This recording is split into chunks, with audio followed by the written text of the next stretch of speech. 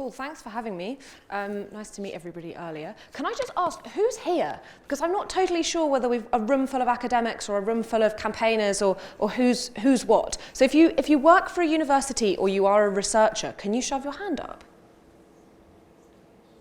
You guys are, come on, you're students. Okay, so most people are researchers. Does anybody work in, apart from Cella, in kind of education and activism side of things? A couple, and a couple of people from charities. Yeah. And anybody from public sector? I know Zero Waste Scotland's here. Cool, okay, so we're mostly an academic audience. I just wanted to check because we've been asked here to speak about Hegels and what we've been up to, but we're covering quite a lot of different things, I guess. So I just wanted to sort of see who was here. So my name's Molly. I run the education programme for Hegels, but I'm also a research master's student at Edinburgh University. So I'm going to mostly talk about everything from the Hegels social enterprise perspective, because that's what I'm here for. But because you're mostly academics, I think I'm going to drip in a bit of the kind of social policy perspective as well, because I hope you'll find it interesting. So Hegels was founded to solve two problems, and the first is the problem of period poverty. Hopefully you'll mostly be familiar with this stat, which Plan International UK published about a year and a half ago now, that 1 in 10 girls in the UK cannot afford sanitary products. With my campaigner Hegels hat on, this is obviously not okay. We don't think that people in a developed or post-industrialized nation should be not able to afford something that they need for their monthly or not monthly menstrual cycle. With an academic researcher hat on, I think everybody in the room would concede that we need more research on this. This is the number that Plan International UK came up with off the back of a survey that they did. Young Scots since done a survey, they found 1 in 4 in Scotland. PHS published a survey last week, I think their number was 1 in 5. Gingerbread Comms has done another. All of these are non-representative sample surveys based on have you ever questions. Now if I ask people in this room, like, have you ever eaten cheese? Probably quite a lot of you would say, yeah, sure, I've eaten cheese. But what we don't know is how often you've eaten cheese and how much cheese and your experiences of cheese as a consumer. What we don't know from this stat is whether 1 in 10 girls in the UK have missed days of school every day of every period of every month of every year, or whether it's just one time, actually, yeah, we were a bit skint and I couldn't afford products. And I think because we don't have a real understanding of the depth and breadth and nature of the problem, period poverty in kind of campaign discourse has talked a lot about, like, 1 in 4 girls miss school all the time. And that's a really useful campaign narrative if what you're trying to do is raise awareness of a problem and collect donations and create change. So with campaign hat on, happy to go with that. But from an academic perspective, I think there is a risk that as a movement we kind of end up overstating the extent of the problem, and also a real risk that we mischaracterize the nature of poverty in general, but also the nature of poverty in the UK. And I think there is a particular risk that period poverty is discussed by middle class, mostly white campaigners who have never experienced poverty ever and don't understand the kind of ways in which having chaotic income or zero short-term contracts or suddenly your benefits get sanctioned or whatever it is, that means that actually maybe you're struggling for a couple of weeks out of a year rather than every single month I can't buy any ever tampons. So I think there's a lot to be done research-wise on what period poverty is. But the second problem Hegels exists to solve is the issue of stigma and taboo and shame, and we've talked about this a lot today.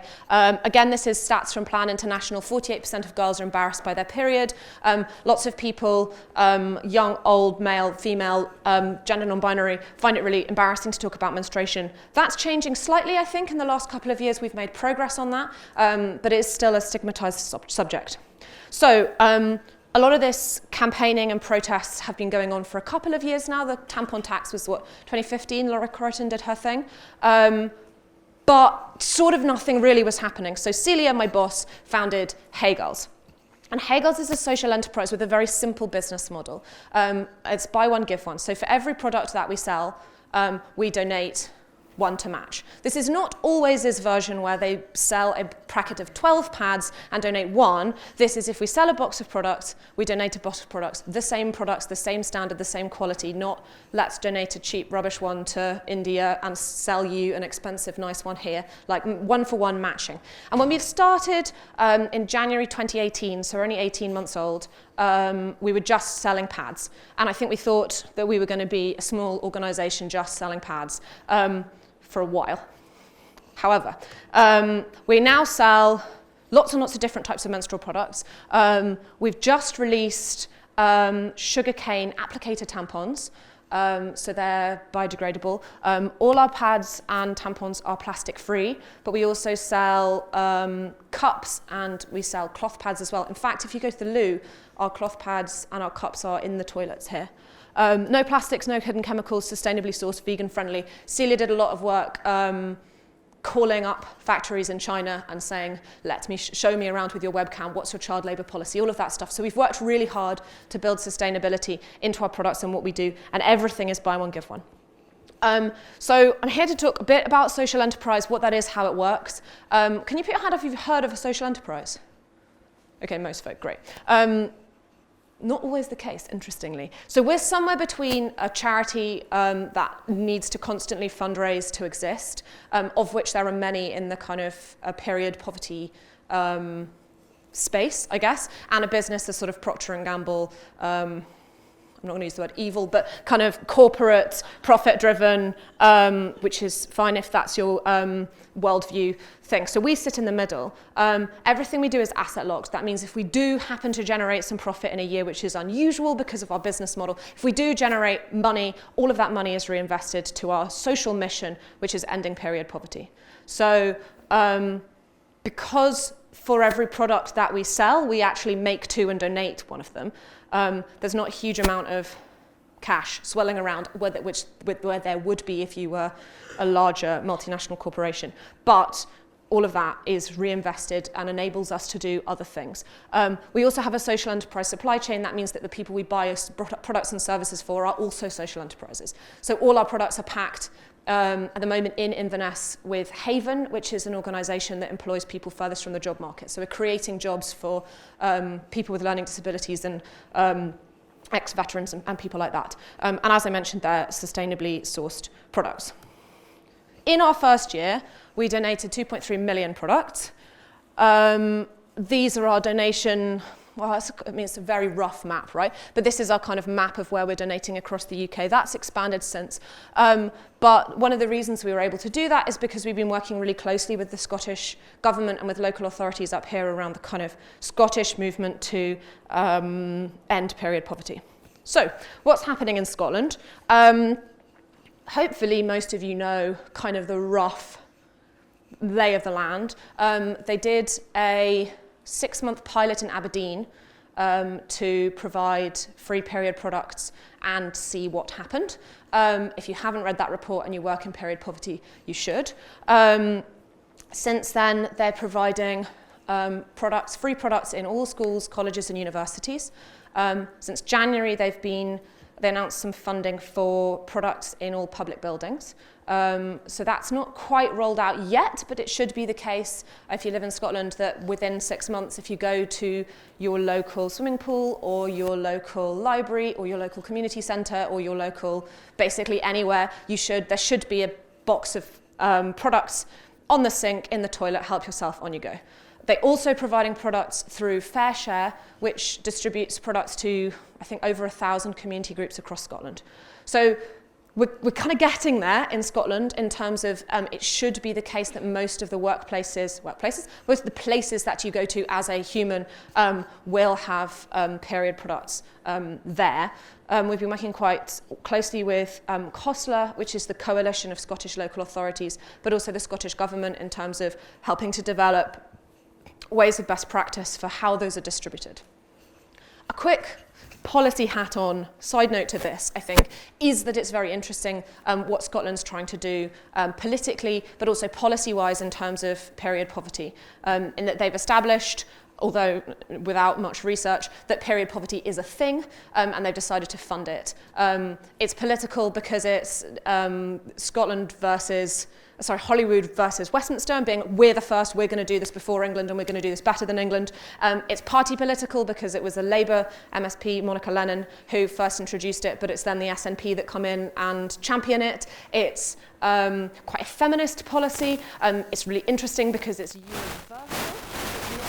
Let's identify some poor people and give them products. It's let's provide products for everybody. And actually the new bill that Monica Lennon's introduced, which does have some problems in it, but one of the interesting things I think is that essentially what she's trying to do is get into Scottish law the fact that everyone should have the right to access menstrual products for free.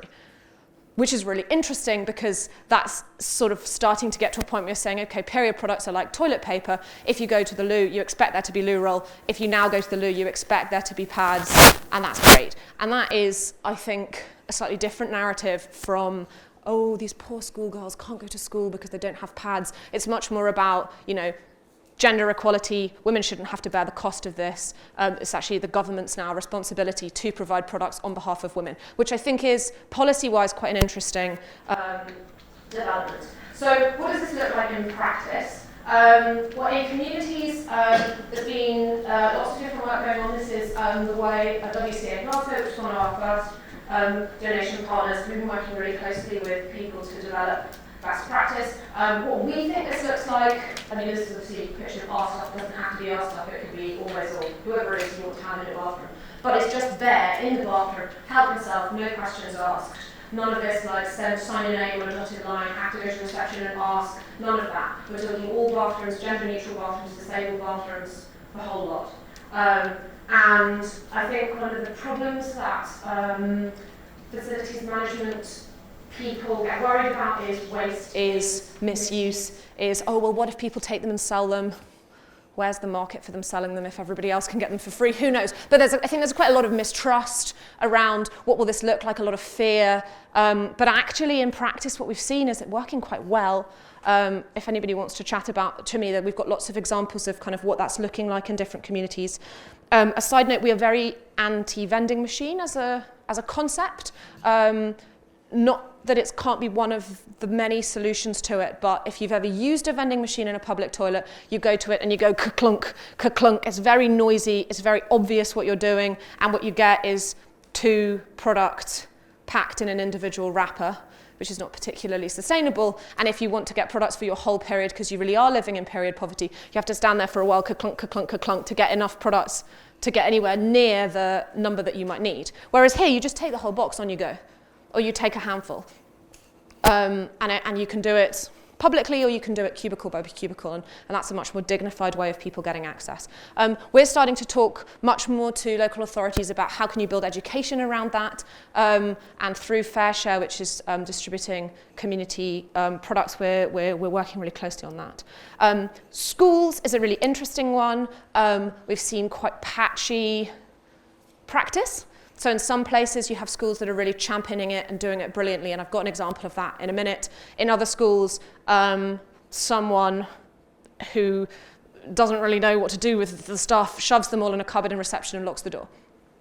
And I think there's been a huge variety of ways in which it's been distributed. Some of that's been really empowering and really positive and engaging young people and getting them on board, and some of that is behind the times. But that's true local authority-wide, that's true school by school.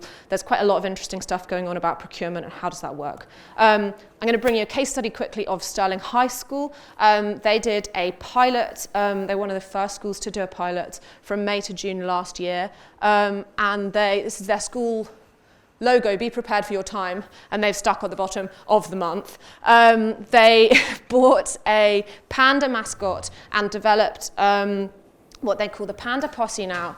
And the panda bear is called Pedro to raise awareness of the fact that not everybody who menstruates identifies as female. And Pedro the Panda goes around giving out products. They're making good use of the holiday period puns to make sure that everybody has access throughout the whole school year. And what they've done is they've just got a basket, sort of set of baskets containing various different products, pads and tampons. Some of them are ours, some of them are not ours, in their loos, and girls can help themselves.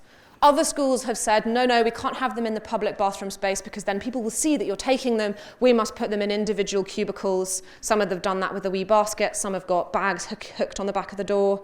It kind of depends a bit, but school by school. But I think what's important here is they've got a group of what was originally a small group of girls, but has actually now expanded to a group of lots of different peoples of different genders, including the boys, rolling this out in the school and taking ownership and leadership. And what you see here is 84% of kids are now less embarrassed talking about periods. And what you see in other schools, particularly actually Edinburgh's been quite rubbish, but various different schools, kids still don't want to talk about it. Oh yeah, those things, but I haven't used them, and I'd actually much rather ask my friend, and a lot of awkwardness. So I think there's a need to standardise what's happening. I think there's a massive need, people from England, for their learning from this to be shared down south, because if England really is about to start rolling this out in all of their schools, Wales as well, it's nuts for all of this stuff not to become part of what's happening down south. And we're working with the Period Poverty Task Force, all that kind of stuff, to kind of share some of that learning, which I think is really important. What's amazing is in Glasgow on Monday, the most exciting conference of the year, not that this, sorry Camilla, isn't the most exciting conference of the year, but on Monday in Glasgow, representatives from all 32 schools in Glasgow are coming together to have a period poverty conference explaining and sharing ideas about what's been happening in each schools. And they had initially thought that what they were going to do was get the teachers together and have a teacher-led conference, but actually they decided it'd be much more fun to have a pupil-led conference. So we have all these young people from Glasgow coming together, sharing what they're doing, sharing some learning and different ideas, and they're then going to go back into their schools and make sure that they're delivering it to a really high standard. That's the kind of thing that we want to see happening, not just in Scotland, but across the UK, because we think it's really cool and really important. So, Hegels education. This is what I do. We're all about tackling shame, busting myths, all of the stuff that Cella and various other people have been talking about. We run direct education workshops for young people and in communities. Often that involves getting out the ketchup and the Ribena and loads of different products. We don't use our products, we use everybody's products, get them all out, compare them, taste test them. That'd be gross. Liquid test them, cut them in half. How are these made? Unroll the tampons. What do these look like? What's this technology? How does it work? But we also do a lot of a train the trainer for schools and community groups. We developed this pack of 50 cards in consultation with community groups and all sorts of people. I'll get them out later. We can have a play. But these we're really proud of, and they come as a set of cards which you can just use to start a conversation, but also with lesson plans and activity ideas, so that if you're a teacher you can just roll out the whole thing if you want to, or select the one lesson that you particularly care about in this instance. We also run loads of campaigns, and I don't have time to talk about loads of this, but this week we gave out 1,000 menstrual cups for Menstrual Hygiene Day. We're part of the Bloody Big Brunch, which you get a Bloody Mary and you pay for it with tampons or pads or cups or whatever. We're also doing lots of work with workplaces around period dignity, and the idea there is that if you are a big law firm, you can buy products and put them in your toilets, and then the women who work for you can access them while they're at work if they get caught short, and that's a kind of dignified thing and shows that you care about your employees. But at the same time, because it's a buy one, give one, that's then matched to support whoever it is in your local community that may or may not need them. But the campaign I really want to share with you today is about bringing all menstruators and non-menstruators into the conversation, and it's called Pads for Dads, and I really hope this plays. If you're out shopping for your daughter, you know what food they like, right? But when it comes to pads and tampons, you don't have a clue. I have a daughter, I get it. It can feel hard to start the conversation, but that's okay. Hey Girls, a UK-based social enterprise, is here to help us dads end the stigma of talking about periods and buying period products for the young women in your life. Not only that, but they're also supporting young women who don't have access to these products. So visit heygirls.co.uk to learn more. And let's not leave dads out of the bloody conversation. This was a campaign that we did with a wonderful celebrity actor, Michael Sheen, and STV played it on TV, primetime adverts for 2 weeks, which was really, really kind of them. And it was actually the first time that Tampon has been on TV before The Watershed, and the first time that Bloody has been on TV before The Watershed. And there was huge kind of discussions to and fro about how you could make that work. So we had Michael Sheen doing his whole, you know what your daughter wants to eat, but you don't know what pads she wants to buy. Let's get dads involved. And we created a booklet with dads, for dads, so various people, including this guy Luke, contributed to that book and shared their experiences. And the idea of that is that if you're a dad, you maybe want to have the chat, but nobody's ever talked to you about that, because historically we don't educate boys about periods, and how can we bring them in to the loop, because at the moment 1 in 3 dads say they feel totally unprepared to have that chat. And what was really nice about this campaign is that social media started being full of girls saying, I remember this one time when I started my period and my dad went to a store in Spain and someone else bought me a chocolate cake and my dad was amazing, and lots of really powerful sharing between daughters and dads and mums and everybody kind of getting together and saying, actually, you know what, my dad came to the rescue and this is amazing. It was a really successful campaign in terms of sort of raising our audience, I guess. This is quite fun. Percentage of STV viewers that have heard of Hegels before and afterwards. And we've now reached 3.4 million donations. So we're 18 months old. What's next for Hegels? We really want to continue to expand, continue to be able to donate, continue to be able to do some of the kind of campaign work, steering public sector bodies in the direction of all the stuff that we've talked about being period positive, being an organisation and a supportive environment for women and all menstruators. And personally, as a master's research student, I'm doing research at the moment with youth clubs in Glasgow, asking them what their perceptions of the Scottish Government scheme is. Has it worked in their school? Have they taken the products? Do they even know they exist? Have they been given an assembly or any education? Because at the moment, the Scottish Government plan is to evaluate it, yes, but they're mostly going to do that through conversations with schools and local authorities, and I think a couple of focus groups with young people. But nobody's really yet talking to disadvantaged young people about what this means for them. So that's I'm going to provide one tiny piece of the puzzle through that master's research. I had my first data collection on Tuesday in a very chaotic youth club in the Gorbals, which was fun. So that's what we're up to and that's what we're doing. This is Hazel saying period poverty doesn't belong in the 21st century. So thanks very much.